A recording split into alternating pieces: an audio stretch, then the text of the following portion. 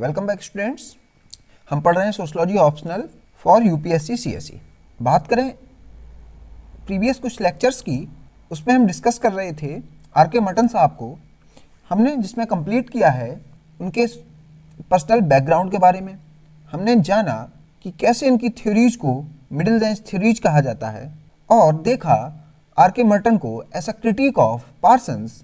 फिर हमने डिस्कस किया क्लासिकल फंक्शनलिज्म के बारे में और देखे कुछ एजम्पशंस रिगार्डिंग क्लासिकल फंक्शनलिज्म या postulates of classical functionalism. After that we discussed about manifest and latent functions as well as dysfunctions. Through these concepts, Parsons tried to expand the scope of sociology, which was quite limited in case of classical functionalism. Moreover, we have seen the concepts of reference group theory. We have discussed the basics of reference group through real life examples. Now, we will talk about relative deprivation, which is very much connected with reference group theory. तो हम start करेंगे to whom और which group I have to compare. Relative deprivation, अगर हम बात करें syllabus की, उसमें आप देखेंगे चैप्टर नंबर 5 जब हम स्टार्ट करेंगे उसमें एक टॉपिक है पॉवर्टी एंड डेप्रीवेशन। तो वहाँ पर डेप्रीवेशन एक टॉपिक है, उसमें हम देखेंगे absolute deprivation as well as relative deprivation के बारे में। तो वहाँ पर हम ये टॉपिक करेंगे ही, लेकिन मैंने बस आपको एक रेफरेंस देने के लिए बताया कि ये टॉपिक यहाँ पर भी थोड़ा बहुत कवर किया जा रहा है। तो रिलेटिव डेप्रीवेशन को पढ़ने से पहले कार्ल मार्क्स साहब का एक बढ़िया सा कोट पढ़ते हैं। A house may be big और small as long as nearby houses likewise the house is adequate, however let there arise a palace in front of house and the house shrink to a hut. ये कह रहे हैं आपका house छोटा हो सकता है, बड़ा हो सकता है, आपको फर्क नहीं पड़ता है। कब तक? जब तक कि आपके आसपास वाले घर भी उसी साइज के हैं, मीन्स इक्वलिटी आपको समझ में आ रही है। लेकिन जब आपके आसपास एक बहुत बड़ा घर, एक बहुत बड़ी कोठी हो जाती है, तो आपको अपना हाउस हट जैसा दिखने लगता है, मीन्स आपका घर आपको झोपड़ी लगने लगता है। तो यहाँ पर आपने देखा कि पहले जब इक्वलिटी थी या सिमिलरिटी दिख रही थी तो डेप्रीवेशन की भावना नहीं थी, लेकिन जैसे ही एक बड़ी बिल्डिंग आपके आसपास बनी तो आपके माइंड में ऑरिजिनेट हुआ फीलिंग ऑफ रिलेटिव डेप्रीवेशन। तो इसको रिलेटिव क्यों कहा गया? इसको रिलेटिव इसीलिए कहा गया कि पहले केस में डेप्रीवेशन नहीं था, दूसरे केस में जब एक बड़ा हाउस आपके हाउस के पास आ गया तब ही डेप्रीवेशन आया, इसलिए इसको कहा गया रिलेटिव डेप्रीवेशन। मीन्स आप गरीब हैं नहीं, लेकिन आप गरीब फील कर रहे हैं जब आपको अपने से अमीर कोई सामने दिख जाता है। एक और डेप्रीवेशन होता है, वो होता है एब्सोल्यूट डेप्रीवेशन। इसकी डेफिनेशन जब हम ये टॉपिक करेंगे उसमें देखेंगे। तो एब्सोल्यूट डेप्रीवेशन में ऐसा होता है कि आपकी बेसिक नीड्स भी पूरी नहीं हो रही होती। The concept of relative deprivation, तो हम पढ़ने जा रहे हैं रिलेटिव डेप्रीवेशन के बारे में। Means that individual seems themself as deprived by comparing their situation with other groups of people. तो यहाँ पर भी देखिए इंडिविजुअल की बात है, कंपैरिजन की बात है, डेप्रीवेशन की बात है और अदर ग्रुप की बात है। मीन्स एक इंडिविजुअल जब अपने आप को दूसरे ग्रुप में रहने वाले लोगों के साथ कंपेयर करता है तो वह रिलेटिवली डिप्राइव फील करता है। जैसे मान लीजिए आपकी एक सोशल कंडीशंस बढ़िया है, आप एक इकोनॉमिक वेल ऑफ फैमिली से बिलोंग करते हैं, आपके फैमिली में सरकारी नौकर भी हैं, फिर भी जब आप अंबानी साहब को देखते हैं या अपने शहर के एक धनी व्यक्ति को देखते हैं तब आप रिलेटिवली डिप्राइव्ड फील करते हैं। तब आपको लगता है कि शायद मैं इनके रिस्पेक्ट में गरीब हूँ। वैसे आप एब्सोल्यूट डेप्रीवेशन में लाई नहीं कर रहे हैं, आप पुअर नहीं हैं, लेकिन आप रिलेटिवली पुअर हो जाते हैं जब सामने वाला और अमीर हो जाता है। तो इस फीलिंग को कहा गया रिलेटिव डेप्रीवेशन, और ये अराइज होती है कंपैरिजन करने से एक इंडिविजुअल की एक ग्रुप के और लोगों के साथ। तो Samuel Stafford developed this concept of relative deprivation in his book American soldier.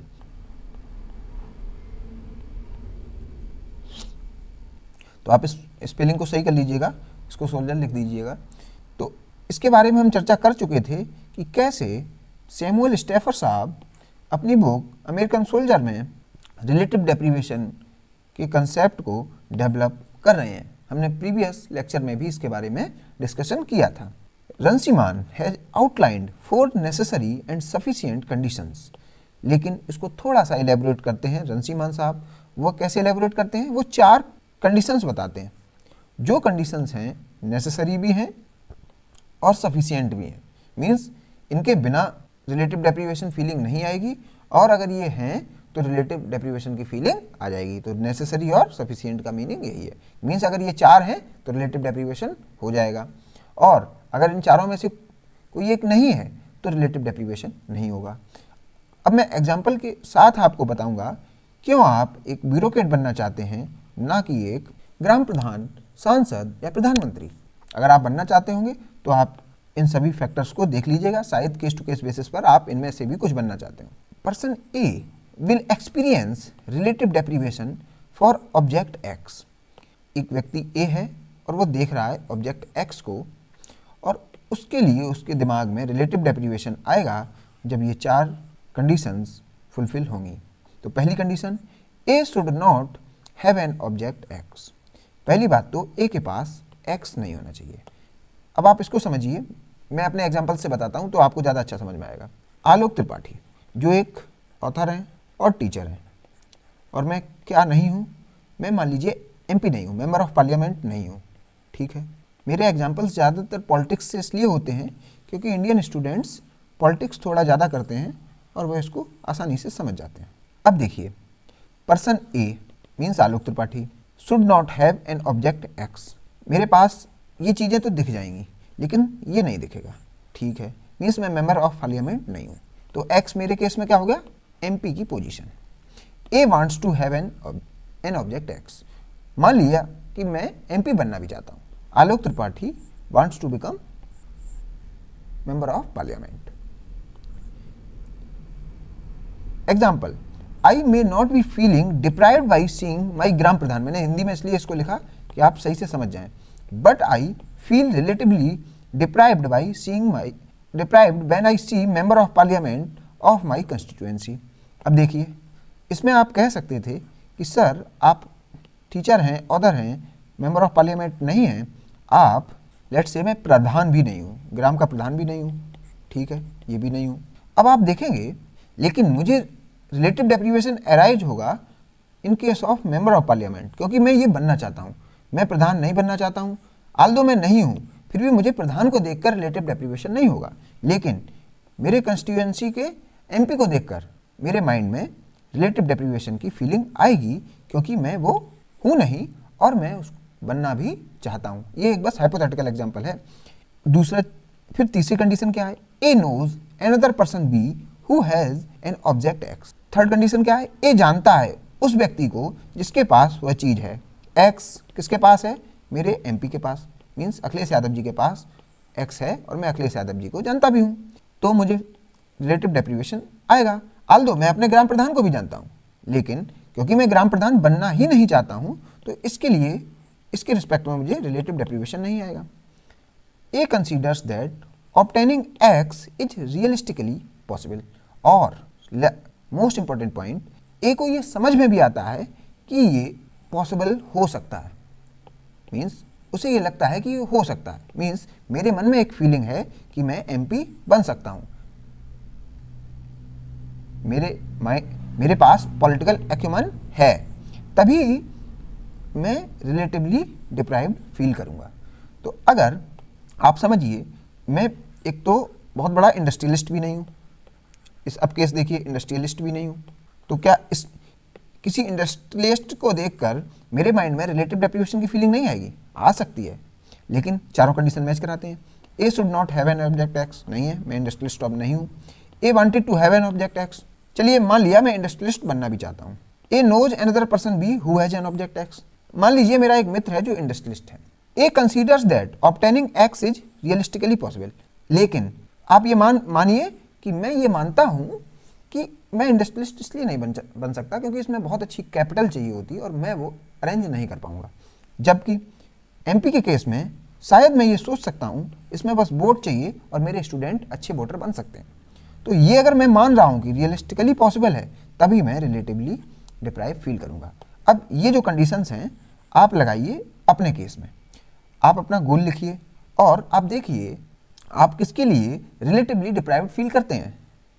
आप आईएएस बनना चाहते हैं, एमपी बनना चाहते हैं, एमएलए बनना चाहते हैं, या जो भी कुछ डेट डेट डैश। तो जो भी कुछ है जिसके लिए आपके माइंड में रिलेटिव डेप्रिवेशन है, उसमें आपको ये चारों कंडीशंस फुलफिल होती दिखेंगी। इसलिए मैंने एक हाइपोथेटिकल एग्जांपल लिया था कि आप ये समझ पाएँ कि कैसे मेरे माइंड में रिलेटिव डेप्रिवेशन आएगा for member of parliament of my constituency. अब देखते हैं रेफरेंस ग्रुप सिलेक्शन प्रोसेस। एक इंडिविजुअल रेफरेंस ग्रुप को कैसे सिलेक्ट करता है। Reference group selection is a very complex process. सबसे पहली बात तो कॉम्प्लेक्स प्रोसेस है। An individual chooses different reference group through out his life. तो जीवन काल में समय के साथ बहुत सारे रेफरेंस ग्रुप को आप चूज करते हैं। Even at a particular time of his life one man have a number of reference groups. और आप जैसे आज की बात करें, दिस मूवमेंट की, आज भी आप बहुत सारे रेफरेंस ग्रुप के पार्ट होंगे। आप पार्ट होंगे एक पॉलिटिकल ग्रुप के, आप पार्ट होंगे एक स्टूडेंट ग्रुप के, आप पार्ट होंगे एक रिलीजियस ग्रुप के, बहुत सारे रेफरेंस ग्रुप के आप पार्ट होंगे। और जीवन में आप बहुत सारे ग्रुप्स को एडमायर भी करेंगे और उसके पार्ट भी बनेंगे through out your life of different aspects of one's life. As interest changes, reference group also change and also the social context. सबसे अच्छा एग्जाम्पल नीतीश बाबू जी का लीजिए। एक चाय दो समोसा, नीतीश तेरा क्या भरोसा। ये मीम बहुत चलता है जब नीतीश बाबू पलटी मार देते हैं। तो इनका कहा गया पलटू बाबा की कुशासन गाथा। ये एक मीम चला जब इन्होंने लालू जी का साथ छोड़ा और ये होलिये किसके साथ, फिर से एनडीए के साथ। तो नीतीश कुमार एक पेंडुलम की तरीके से हैं जो जाते हैं एनडीए के तरफ और कभी कभार यूपीए या जो आजकल कहा जाता है महागठबंधन, अब तो शायद उसको इंडिया कहा गया, इंडिया ब्लॉक। तो ये इधर भी जाते हैं और इधर भी जाते हैं। तो आप समझिए नीतीश कुमार बहुत सारे रेफरेंस ग्रुप के पार्ट बनते हैं, हटते हैं एज पर द चेंजिंग इंटरेस्ट। सबसे इंपॉर्टेंट क्या है, चेंजिंग इंटरेस्ट। ऐसे ही हर एक इंडिविजुअल जैसे जैसे उसके इंटरेस्ट चेंज होते हैं वह डिफरेंट रेफरेंस ग्रुप्स का पार्ट बनता है और डिफरेंट रेफरेंस ग्रुप से हटता भी है। डिफरेंट रेफरेंस ग्रुप्स में impose conflicting demands on individuals. Frequently the norms and values of different reference groups of an individual may clash with each other. However, mostly the individual tries to balance these competing expectations and compartmentalize and balance these competing conflicting demands. अब देखिए इसमें क्या क्या आ गया। अब नीतीश कुमार को आप देखिए, नीतीश बाबू का ही एग्जाम्पल सबसे बेस्ट है। ये पार्ट हैं एनडीए का भी और इनकी एक पार्टी भी है जेडीयू, तो दोनों रेफरेंस ग्रुप हैं इनके लिए। एनडीए को और पर्टिकुलरली एनडीए में जो मेजर पार्टी है वो बीजेपी है। मीन्स ये बीजेपी से लेड जो एनडीए ग्रुप है उसके पार्ट हैं। मीन्स ये प्रो हिंदू इंस्टांस इन्हें रखना पड़ेगा, प्रो हिंदू पॉलिटिक्स होती है बीजेपी की। जबकि जेडीयू जानी जाती है social justice as well as minority appeasement के लिए। अब देखिए दोनों ग्रुप्स के जो इंटरेस्ट हैं या वो जो वैल्यूज हैं वो डिफरेंट हैं। तो अब सोचिए नीतीश बाबू जी के पॉइंट ऑफ रेफरेंस से कि इन्हें कन्फ्लिक्टिंग डिमांड्स को कैसे ये मैनेज करते होंगे। तो ये जो कंपीटिंग एक्सपेक्टेशंस हैं उनको कंपार्टमेंटलाइज करना पड़ेगा और बैलेंस करना पड़ेगा जब आप ऐसे दो रेफरेंस ग्रुप के पार्ट बन जाते हैं जिनकी कन्फ्लिक्टिंग डिमांड्स होती हैं और नॉर्म्स एंड वैल्यू डिफरेंट होते हैं या कंपीटिंग एक्सपेक्टेशंस होती हैं। तो नीतीश कुमार करते क्या हैं, नीतीश कुमार कंपार्टमेंटलाइज अपने आप को कैसे कर लेते हैं। बात करें बिहार पॉलिटिक्स की, तो बिहार पॉलिटिक्स में वो इंस्टांस रखते हैं किसका, सेकुलरिज्म का। वहाँ पर वो अपनी जेडीयू वाली लाइन पकड़े रहते हैं, लेकिन other than Bihar other states में ये फिर एनडीए वाली लाइन पकड़ लेते हैं। एनडीए की जो भी पॉलिसीज हैं उसको सपोर्ट करते रहते हैं। तो ऐसे ये अपने आप को एडजस्ट करते हैं इस कंपीटिंग पॉलिटिक्स में। एक और एग्जाम्पल देखते हैं, इसी पैराग्राफ के ऊपर है, जो 1977 में बहुत सारी पार्टीज जैसे कि जनसंघ, सोशलिस्ट पार्टी के बहुत सारे फैक्शंस प्लस डेडेडेस, ये मिलके इन्होंने बनाई जनता पार्टी। और इनकी 1977 में एक गवर्नमेंट भी फॉर्म हुई लेकिन 1980 आते आते इस पार्टी में बहुत सारे कन्फ्लिक्ट्स हो गए। वो कन्फ्लिक्ट थे दोहरी सदस्यता के ऊपर। दोहरी सदस्यता क्या थी कि जो जनसंघ के मेंबर्स थे, जो पहले जनसंघ पार्टी थी और जो बाद में जनता पार्टी में मर्ज हो गई, जो उसके मेंबर्स थे वो एक तो जनसंघ या जनता पार्टी का भी हिस्सा थे, अब तो वो जनता पार्टी बन गई, जनता पार्टी के भी हिस्सा थे, प्लस वो आरएसएस के भी मेंबर थे। हुआ क्या, जनता पार्टी सेकुलर स्टांस रखती थी जबकि आरएसएस प्रो हिंदू स्टांस रखते हैं। तो इसलिए इन कंपीटिंग डिमांड्स की वजह से, इन कन्फ्लिक्टिंग वैल्यूज़ की वजह से एक कन्फ्लिक्ट पैदा हुआ और 1980 आते आते जनता पार्टी फिर से बिखर जाती है और इमर्ज होती है एक नई पार्टी। बहुत सारी पार्टियां उसमें से फिर से इमर्ज होती हैं और फिर बनती है एक नई सी पार्टी बीजेपी, और उसमें और बहुत सारी पार्टीज निकली थी। तो आप देख रहे हैं कंपीटिंग डिमांड की वजह से एक रेफरेंस ग्रुप ख़त्म भी हो गया। तो यहाँ पर देखिए जनसंघ से जनता पार्टी में आए नेताओं की दोहरी सदस्यता अहम मुद्दा बना, उन पर आरएसएस से नाता तोड़ने का दबाव बढ़ा। तो जनता पार्टी के जो लीडर्स थे जो पहले जनसंघ में थे उनसे कहा गया कि आप या तो आरएसएस की सदस्यता छोड़िए या जनता पार्टी की सदस्यता छोड़िए। तो फिर उन लोगों ने कहा कि मैं जनता पार्टी को ख़त्म ही कर दूंगा और फिर से नई पार्टी बनाएगी जिसको कहा गया भारतीय जनता पार्टी, और उसमें जो लीडर आए वो आरएसएस के भी मेंबर बने रहे और जो पुराने जनसंघ के मेंबर थे उन्होंने भारतीय जनता पार्टी बना ली। एक और देखिए, जो अपने पीएम हैं वो एक तो बीजेपी के भी मेंबर हैं और आरएसएस के भी मेंबर हैं। ऑल्दो बहुत सारी प्रिंसिपल्स दोनों के कॉमन हैं, मींस बीजेपी और आरएसएस जिसके ये मेंबर हैं ये कन्वर्ज भी करती है बहुत सारे पॉइंट्स पर, लेकिन इनके पॉलिसीज़ या वैल्यूज़ में डाइवर्जेंस भी देखने को मिलता है। तो अब देखिए मोदी जी कैसे मैनेज करते होंगे इन कन्फ्लिक्टिंग डिमांड्स को। तो आपने देखा RSS leader takes a dig at BJP. देखिए बीजेपी पे आरएसएस के लीडर ने कह दिया arrogance stopped at 241 by lord Ram. आपके एरोगेंस ने ही आपको 241 पर रोक दिया। तो मीन्स बीजेपी, ऐसा नहीं है बीजेपी और आरएस हमेशा बॉन होमी सिचुएशन में ही रहते हैं, इनके बीच कन्फ्लिक्ट भी होती है और एक लीडर इन कन्फ्लिक्ट वाली सिचुएशन में भी चीज़ों को कंपार्टमेंटलाइज कर लेता है। तो आप देख रहे हैं अगर जब भी आपको रेफरेंस ग्रुप का हिस्सा बनना होता है तो ये सब प्रॉब्लम्स आपके साथ आएंगी। तो आप देखिए कि जो जी है वो कम्प्लीटली रियल लाइफ पर अप्लाई हो सकती है। ये जो भी एग्जांपल मैंने दिए वो रियल लाइफ से ही आए हुए हैं। अब देखते हैं types of reference groups. Types of reference group का मीनिंग क्या है? Positive reference group, negative reference group. तो पॉजिटिव रेफरेंस ग्रुप वो ग्रुप हैं जिसका एक पार्ट बनना चाहता है एक इंडिविजुअल, मीन्स एक इंडिविजुअल उसको ज्वाइन करना चाहता है। एन इंडिविजुअल में choose several positive reference group. तो एक इंडिविजुअल बहुत सारे रेफरेंस ग्रुप को चूज कर सकता है ज्वाइन करने के लिए। These group inspires an individual to adopt various norms and values. Negative reference groups which an individual does not want to join. ऐसे ग्रुप जो एक इंडिविजुअल नहीं ज्वाइन करना चाहता उन्हें कहा जाता है negative reference group. The individual may also use some other group as a reference point to develop counter norms। तो ये जो नेगेटिव रेफरेंस ग्रुप है आप जिनको ज्वाइन नहीं करना चाहते, तो ये आपको कैसे इन्फ्लुएंस करते हैं, ये आपको मदद करते हैं काउंटर नॉर्म्स समझने के लिए। जो आपके नॉर्म्स हैं, जो आपकी वैल्यूज हैं, उसके अपोजिट भी जो वैल्यूज एग्जिस्ट कर रही हैं वो कैसी हैं। जैसे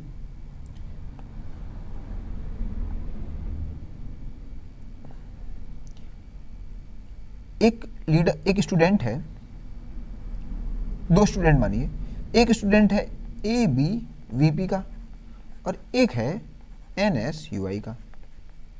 अब देखिए क्योंकि ABVP एफिलिएट होती है बीजेपी के साथ और NSUI एफिलिएट होती है कांग्रेस के साथ, तो आप देखेंगे कि एक स्टूडेंट जो ABVP का पार्ट है और वह ज्वाइन करना चाहता है पॉलिटिक्स को, तो उसके लिए पॉजिटिव रेफरेंस ग्रुप क्या होगा?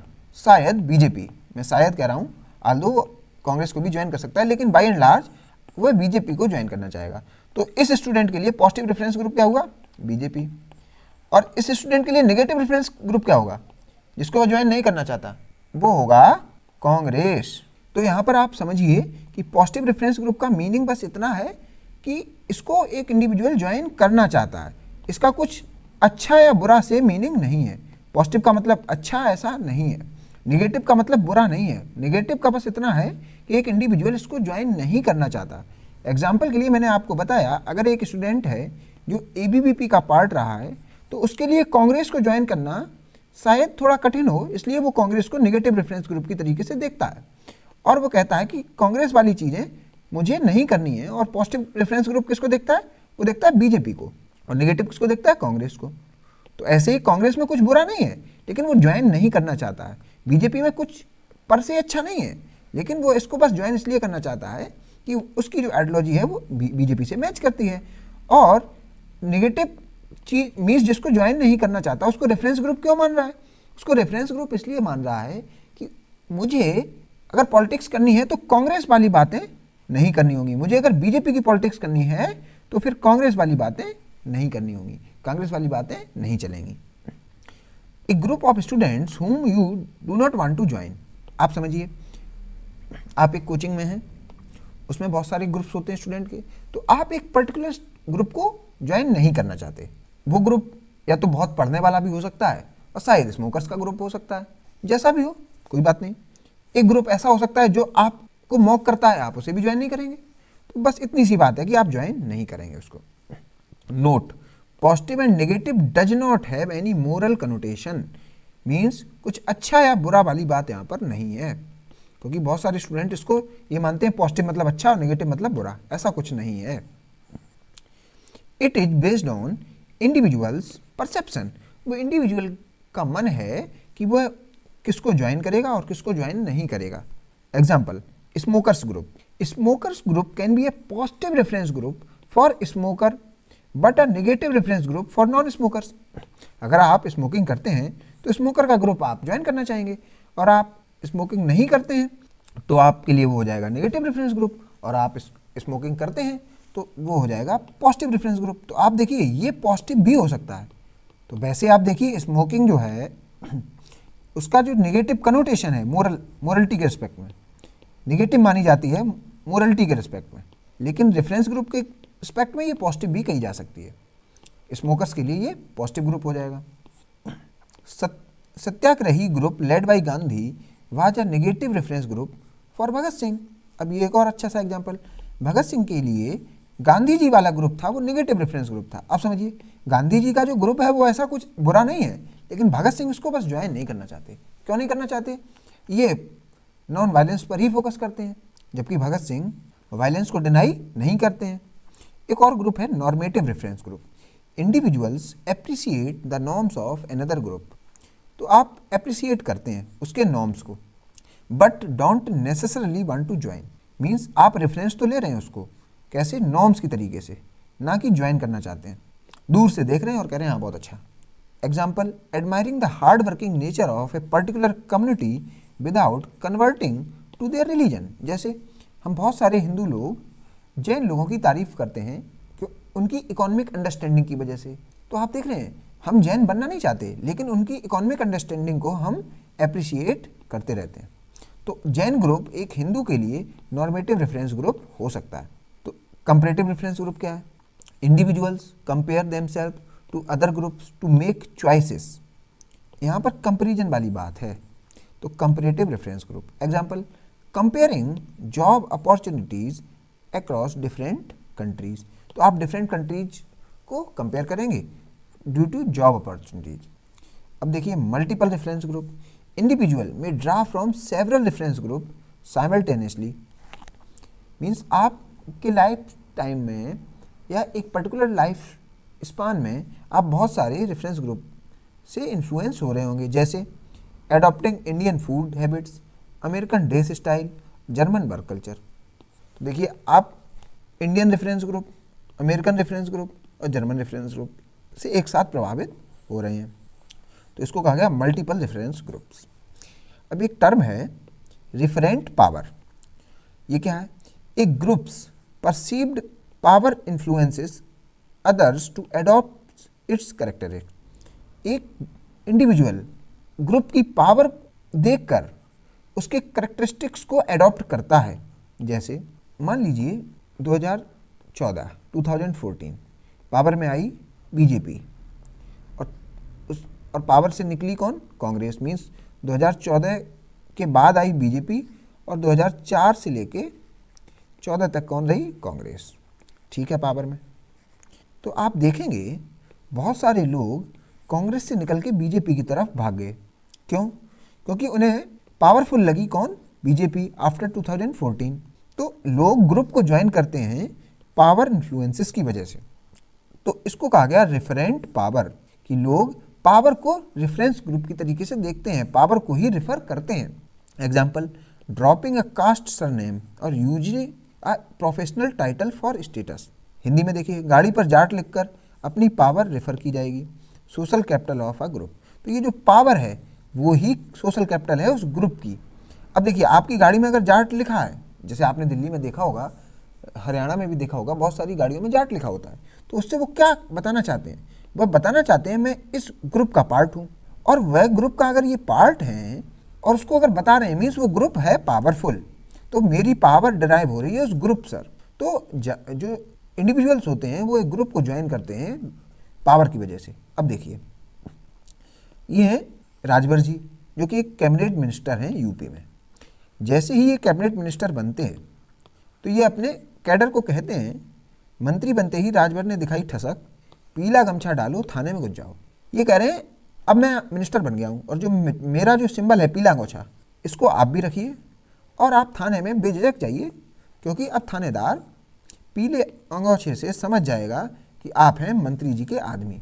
यहाँ पर मंत्री जी को ऐसा ग्रुप मत देखिए, इनकी पॉलिटिकल पार्टी को देखिए ऐसा ग्रुप। मीन्स उसके पास जब पावर आ गई तो लोग उनका गमछा लेकर थाने में घुसने लगे। आल दो शायद कुछ उल्टा ही हुआ रियलिटी में, क्योंकि शायद जो ये पावर समझ रहे थे इनके पास वो पावर नहीं आई। पावर रही किनके पास? सीएम के पास, और इन्होंने इनको पावर उतनी दी नहीं, तो थानेदार ने भी नहीं सुनी। तो इस केस में आप देख रहे हैं, आल दो लीडर कह रहा है कि हमारे पास पावर आ गई है, लेकिन जब पावर नहीं आई तो उसकी बात नहीं सुनी जाती है। तो ये सब समझ में आता है कि लोग रेफरेंस ग्रुप क्यों ज्वाइन करना चाहते हैं, तो वो है पावर की वजह से। Why does an individual choose a non members group as a reference group? एक इंडिविजुअल जो एक ग्रुप का पार्ट नहीं है उसको रेफरेंस ग्रुप कैसे चूज कर सकता है? तो मैंने आपको एग्जांपल बताया था, कंपैरेटिव रेफरेंस ग्रुप कंपैरिजन करने के लिए, नॉर्मेटिव ग्रुप रेफरेंस ग्रुप को एक पर्टिकुलर ग्रुप के नॉर्म्स को अप्रिशिएट करने के लिए, इवन निगेटिव रेफरेंस ग्रुप वह इसका पार्ट नहीं बनना ही नहीं चाहता, लेकिन उसको रेफरेंस ग्रुप मान रहा है क्योंकि उसे वो चीज़ें नहीं करनी है। तो इसका आंसर तो आप वैसे भी दे सकते हैं, लेकिन मैंने यहाँ पर लिखा है, देखिए क्या है। When membership is expected to confirm a greater prestige on the individual and social validation. जब आप एंटीसिपेटरी सोशलाइजेशन में होते हैं, और ऐसा क्यों करते हैं? क्योंकि आप एक ग्रुप से छोड़ के दूसरे ग्रुप में जा रहे हैं, मीन्स आप मेंबरशिप ग्रुप से नॉन मेंबरशिप ग्रुप में जाना चाहते हैं ड्यू टू सोशल वैलिडेशन और ग्रेटर प्रेस्टीज। अब मान लीजिए यहाँ पर मैंने जैसे एग्जांपल बताया था, लोग कांग्रेस छोड़कर बीजेपी में क्यों गए? क्योंकि यहाँ पर सरकार बनते ही ग्रेटर प्रेस्टीज और ग्रेटर वैलिडेशन, मीन्स समाज का लोड हो गया था, मीन्स पॉलिटिकल ग्रुप के पास एक रेफरेंट पावर आ गई थी, इसलिए लोग कांग्रेस छोड़कर बीजेपी में गए आफ्टर 2014। तो कांग्रेस के जो लोग थे उनके लिए उस समय बीजेपी क्या था? नॉन मेंबरशिप ग्रुप, लेकिन वो उसको रेफरेंस ग्रुप की तरीके से देखने लगे थे। अब समझिए, आप चलिए 1950s में, जब आरएसएस पावर में नहीं होती थी, इसके पास पावर उतना नहीं होता था, तो इसको बहुत कम लोग ही रेफरेंस ग्रुप की तरीके से ट्रीट करते होंगे, बहुत कम लोग ही। आल्दो कुछ लोग इसको रेफरेंस ग्रुप मानते होंगे ड्यू टू कल्चरल वैल्यूज, लेकिन पॉलिटिकल पावर ना होने की वजह से इसको रेफरेंस ग्रुप की वजह से नहीं देखा जाता होगा, उतनी ज़्यादा नहीं देखा जाता होगा। लेकिन आज के दौर में 2026 में इनकी यूपी में एक अच्छी गवर्नमेंट है, as well as various other states में और सेंट्रल में भी, तो आरएसएस एक पावरफुल ग्रुप हो गया, इसलिए लोग इसको ज्वाइन करना चाहते हैं। जो इसके मेंबर नहीं हैं वो भी इसको रेफरेंस ग्रुप की तरीके से देख रहे हैं, वो भी शाखा वाखा जाते हैं, संघ की प्रार्थना करने लगते हैं कि मौका लगा तो धीरे से खिसक जाएंगे। Non membership groups are more likely to be chosen as reference group in open society. ये कह रहे हैं ओपन सोसाइटी में लोग जल्दी रेफरेंस ग्रुप को चूज करते हैं, मीन्स मेंबरशिप से नॉन मेंबरशिप ग्रुप की तरफ ओपन सोसाइटी में ज़्यादा जाना हो जाता है, मीन्स वहाँ पर कोई ऐसी सोशल मोबिलिटी में हडल नहीं होता है। Example, Scandinavian countries which encourages और परमिट्स सोशल मोबिलिटी। तो आप देखिए, जो मर्टन साहब हैं वो सोशल मोबिलिटी को कैसे देख रहे हैं? एक सोशल ग्रुप से दूसरे सोशल ग्रुप में जाने की कहानी को ही ये सोशल मोबिलिटी कह रहे हैं। और ये कह रहे हैं सोशल मोबिलिटी ज़्यादा किस में है, ओपन सोसाइटी में। मीन्स ओपन सोसाइटी में लोग एक सोशल ग्रुप से दूसरे सोशल ग्रुप में जल्दी जल्दी जाते रहते हैं। तो आपने देखा नॉन मेंबरशिप रेफरेंस ग्रुप क्यों बना, एक तो पावर की प्रेस्टीज और पावर की वजह से, वैलिडेशन की वजह से, दूसरा सोसाइटी ओपन थी तो कोई रोक टोक नहीं है, आप आसानी से ग्रुप चेंज कर सकते हैं। मीन्स सोशल मोबिलिटी ईजी है। An individual is often quite aware of the norms and values, demand and expectation of his membership group. However, he is not fully aware of the norms, demands and expectation of non-membership group. Thus, it may appear more attractive from outside than what they really are. इसका meaning क्या है, आप non membership group को और reference group की तरीके से देखेंगे क्योंकि आप उस ग्रुप के बारे में, रेफरेंस ग्रुप के बारे में सही से नहीं जान रहे होंगे। मीन्स आप एक ग्रुप के पार्ट हैं। जैसे एग्जांपल, जैसे घर वापसी का कंसेप्ट आपने देखा सोसाइटी में, घर वापसी, उसमें क्या हो रहा था, जो कन्वर्टेड मुस्लिम्स हैं वो फिर से हिंदू बने। तो जो कन्वर्टेड मुस्लिम थे उनका रेफरेंस ग्रुप क्या था उस समय, या मेंबरशिप ग्रुप क्या था, मुस्लिम कम्युनिटी, इसके ही पार्ट थे ये। फिर इन्होंने देखा कि यार हम पुराने ग्रुप में चलते हैं वापस, और वे हिंदू बनने की होड़ में आ गए। क्या पता इन्होंने हिंदू ग्रुप को बाहर से जैसे देखा हो, वो हिंदू ग्रुप उनको वैसे एक्सेप्ट ना कर पाए, लेकिन ये तो हिंदू ग्रुप को बहुत अच्छा समझे, इसीलिए उसमें गए। तो इसलिए आपने देखा होगा बहुत सारे लोग जो घर वापसी कर लिए, फिर उनको रिवर्स घर वापसी फिर से करनी पड़ी, क्योंकि यहाँ पर बहुत सारी उन्हें प्रॉब्लम्स फिर से देखने को मिली। मॉडल हायरार्की थी कास्ट की, समझ में नहीं आ रहा था किस कास्ट ग्रुप में जाएं, कि अगर कन्वर्जन भी हो गया तो एक मुस्लिम हिंदू में कौन सी कास्ट ग्रुप में जाएगा, ये कुछ क्लियर नहीं हो पा रहा था। तो इसलिए लोग फिर से बोले कि चलिए फिर से वापस उसी में चलते हैं। मीन्स जब वे मुस्लिम थे तो उन्हें हिंदू ग्रुप एक ऐसा ग्रुप लगा जहाँ उन्हें सॉल्यूशन समझ में आ रहा था लाइफ का, लेकिन मे भी वहाँ पर सॉल्यूशन उन्हें नहीं दिख रहा था। तो उन्हें सॉल्यूशन क्यों समझ में आ रहा था, वो शायद उसको कास्ट रियलिटीज़ की सही से ऑब्जर्व ना कर पा रहे हो। तो मीन्स दूर के डोल हमेशा सुहावने लगते हैं। तो इस कन्वर्टेड मुस्लिम को हिंदी ग्रुप दूर के ढोल जैसा है, मीन्स हमेशा अच्छा लगा, लेकिन जब उसमें जाके देखा तो शायद वही समस्या इन्हें यहाँ पर समझ में आई जो मुस्लिम कम्युनिटी में थी। Usually, it is the social isolates, members at the outer periphery of their membership group who are not satisfied with their position within their membership group who are more likely to use non-membership group as the reference group. अब देखिए क्यों लोग non membership group को reference group की तरीके से देखते हैं। तो एक तो हमने देखा प्रेस्टीज, दूसरा देखा सोशल मोबिलिटी है, तीसरा देखा कि हमें सही से उस ग्रुप के बारे में नहीं पता तो जाके देखते हैं, या फंस गए उसमें जाके, ऐसा भी हो गया। चौथा क्या है कि आप जिस मेंबरशिप ग्रुप में हैं, मान लीजिए इसका मैं पॉलिटिक्स से ही एग्जांपल देता हूँ, कांग्रेस का एग्जांपल देता हूँ।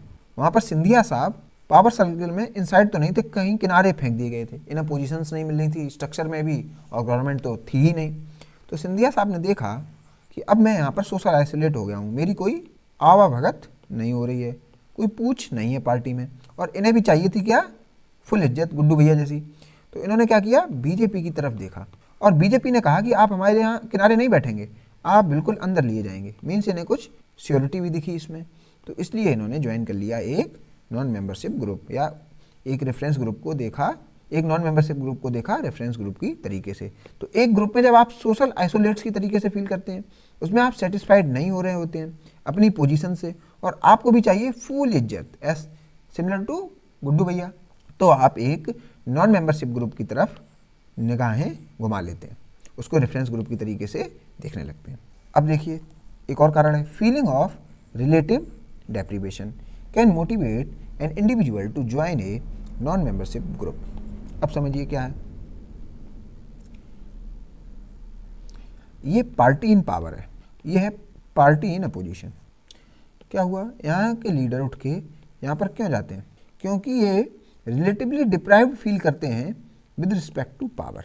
हमें पावर चाहिए भाई, और उधर पावर अच्छी तरीके से मिल रही है, तो क्यों ना उस ग्रुप की तरफ देखा जाए। अब आप तो पावर में आएंगे अगली 5 से 10 साल बाद, तो 5 साल वहाँ काटेंगे, फिर लौट के यहाँ पर चले आएंगे। तो रिलेटिव डेप्रीवेशन की फीलिंग की वजह से भी एक नॉन मेंबरशिप ग्रुप का बंदा उसको रेफरेंस ग्रुप की तरीके से देखता है, और फिर कुछ रीजन हमने यहाँ पर भी पढ़े थे। Factors decisive in choosing a reference group by an individual. अब एक इंडिविजुअल रेफरेंस ग्रुप को कैसे चूज करता है, उसके कुछ फैक्टर्स देखते हैं। सबसे पहले देखते हैं पावर एंड प्रेस्टीज, कि क्या लोड और भौकाल जैसी कुछ चीज़ें मिलेंगी वहाँ पर। जैसे हमने देखा कि सिंधिया साहब गए बीजेपी में। क्यों गए? क्योंकि बीजेपी थी पावर में, वहाँ पे मिलेगी मिनिस्ट्री, वहाँ पे मिलेगी प्रोटोकॉल, वहाँ पे मिलेंगे गनर, सब कुछ मिलेगा, लोड भी मिलेगा, वोकल भी हो जाएगा, तो क्यों ना ज्वाइन किया जाए। सोशल आइसोलेशन इन वंस मेंबरशिप ग्रुप, ये भी हमने देख लिया कि एक ग्रुप में किनारे कर दिए गए तो अब दूसरे ग्रुप में सेंटर पे लिए जा रहे हो, तो घूम गए यहाँ पर। ओपन और क्लोज्ड मेंबरशिप ग्रुप्स, आपके यहाँ सोशल मोबिलिटी ज़्यादा है तो आप एक ग्रुप से दूसरे ग्रुप में भागते रहेंगे, और सोशल मोबिलिटी नहीं है तो आप फिर ये प्रयास नहीं करेंगे, ये हाथ पैर नहीं मारेंगे। Less social mobility in close social groups and more social mobility in open social group. तो आप देखिए क्लोज सोशल ग्रुप का एक एग्जांपल देखते हैं। वर्णा सिस्टम, ब्राह्मण, क्षत्रिय, वैश्य, शूद्र, जो आज के कंटेक्स्ट में मैं बता रहा हूँ 2026 में जो वर्णा सिस्टम है, उसमें आप देखेंगे ये सब बर्थ बेस्ड हो चुका है। तो यहाँ पर आप अपने वर्ण को चेंज भी करना चाहेंगे तो शायद वो चेंज पॉसिबल नहीं होगा। तो ये कुछ क्लोज्ड सोशल ग्रुप है। तो यहाँ पर आप नॉन मेंबरशिप ग्रुप को रेफरेंस ग्रुप बस इसलिए नहीं मानेंगे क्योंकि आप उसमें मूव कर सकते हैं, ये एक रीज़न नहीं होगा, क्योंकि मूव तो कर ही नहीं सकते इसमें क्योंकि ये क्लोज्ड है। रेफरेंस इंडिविजुअल्स और role model in that group, आप उस ग्रुप में कुछ लोगों को रोल मॉडल मानते हैं, इसलिए आप उसको ज्वाइन कर लेते हैं। जैसे बीजेपी के एक नेता हैं ब्रजभूषण शरण सिंह, इन्होंने टाइम पीरियड मुझे क्लियर नहीं, शायद 2007 के आसपास है, इन्होंने बीजेपी को लीव किया क्योंकि वहाँ पर ही हो गए थे सोशल आइसोलेट, और ज्वाइन की समाजवादी पार्टी मीन्स सपा, और बीजेपी को ये छोड़ चले। आल्दो ये आज बीजेपी में ही हैं और एक कद्दावर नेता हैं, लेकिन उस समय इन्होंने बीजेपी से सपा की तरफ रुख किया। वो सपा की तरफ क्यों गए? क्योंकि वहाँ पर सपा के जो लीडर थे, जो मुखिया थे मुलायम सिंह जी, वह एक थे कौन? पहलवान, और ये भी कौन है? ब्रजभूषण भी पहलवान। तो जब दोनों पहलवान हैं और ये इनके गुरु भी हैं पहलवानी में, इसलिए इन्होंने सपा ज्वाइन करी, ना कि बसपा। तो ये सब बातें होती हैं कि आपको एक इंडिविजुअल भी रोल मॉडल की तरीके से एक्ट कर सकता है उस पर्टिकुलर ग्रुप में। Referent power of the group, तो ग्रुप के पास कुछ ऐसी पावर है जिसको हम रेफर कर सकते हैं। जैसे आपने कार्स में लिखा देखा होगा, या तो पुलिस या देखा होगा आर्मी, विंडशील्ड पर आपने ये मेजरली लिखा देखा होगा इंडिया में, लेकिन कभी आपने कार शील्ड पर लिखा देखा प्रोफेसर? बताइए ऐसा क्यों? क्योंकि जिस कार में पुलिस लिखा है तो उस इंडिविजुअल को पता है कि मैं इस पावर को रेफर कर रहा हूं जिसका दबदबा है। जिस कार में आर्मी लिखा है वह जानता है इंडिविजुअल कि इस ग्रुप का दबदबा है, तो लिख लिया। अब प्रोफेसर का क्या ही दबदबा होगा जो कार में लिखा जाए, तो कोई नहीं लिखता है। तो इसलिए रेफरेंट पावर को देखकर ही लोग ग्रुप ज्वाइन करते हैं। Application of reference group theory, whole advertising industry is based upon this, that is cricketers and film stars are important reference group in Indian society. तो इंडियन सोसाइटी में लोग किसे admire करते हैं? Group of cricketers as well as group of film stars और actors. इसका कुछ example बताता हूँ मैं। In my childhood I use to play with MRF bat. मैं जब कोई शॉप पर जाता था, स्पोर्ट्स शॉप पर, तो मैं MRF का बैट ही परचेज करता था। क्यों? Sachin Tendulkar was also playing with that bat. तो मेरे लिए एक रेफरेंस की तरीके से होते थे सचिन तेंदुलकर। आल्दो ये एक ग्रुप नहीं है, रेफरेंस ग्रुप की तरीके से एक्ट नहीं कर रहे हैं, लेकिन मैं बहुत सारे क्रिकेटर्स को एडमायर कर रहा था, तो क्रिकेटर्स मेरे लिए रेफरेंस ग्रुप थे, और उसमें भी पर्टिकुलरली मैं सचिन तेंदुलकर को देखता था। तो एक इंडिविजुअल का बिहेवियर एक रेफरेंस ग्रुप के कारण भी चेंज होता है। इस एग्जांपल से आप समझ गए होंगे। तो ये रेफरेंस ग्रुप की थ्योरी अब कंप्लीट होती है। नेक्स्ट लेक्चर में हम पढ़ेंगे कन्फॉर्मिटी एंड डेविएंस। उससे पहले आप प्रीवियस लेक्चर्स का रिवीजन करके आएँ, और इस लेक्चर में कुछ कन्फ्यूजन हो, कुछ डाउट्स हो, तो आप मुझे कमेंट सेक्शन या गूगल फॉर्म में पूछ सकते हैं। Thank you. मैं बात करना चाहूंगा आपके डाउट क्लेरिफिकेशन के बारे में। आपको कोई डाउट है इस कोर्स में, तो आप वीडियो के डिस्क्रिप्शन में दिए गए लिंक को देखिए और उस गूगल फॉर्म में अपने डाउट्स को आप पुट कर दीजिए। एक किसी पर्टिकुलर लेक्चर में जो आपके एजुकेटर होंगे वो उन डाउट्स को एक साथ क्लियर कर देंगे, और उस लेक्चर के बारे में आपको इंटीमेट कर दिया जाएगा आपके मोबाइल नंबर पर शिक्षा सेतु टीम के द्वारा। अदर देन दिस, आप ज्वाइन कर सकते हैं व्हाट्सएप कम्युनिटी, जो कि एक इंटरेक्शन पॉइंट होगा सभी स्टूडेंट्स का, तो आप इसको भी ज्वाइन कर सकते हैं। अदर देन दिस, आप इस यूट्यूब चैनल को जरूर ज्वाइन करिएगा, जिससे कि आपको आने वाले लेक्चर्स के बारे में पता चलता रहे।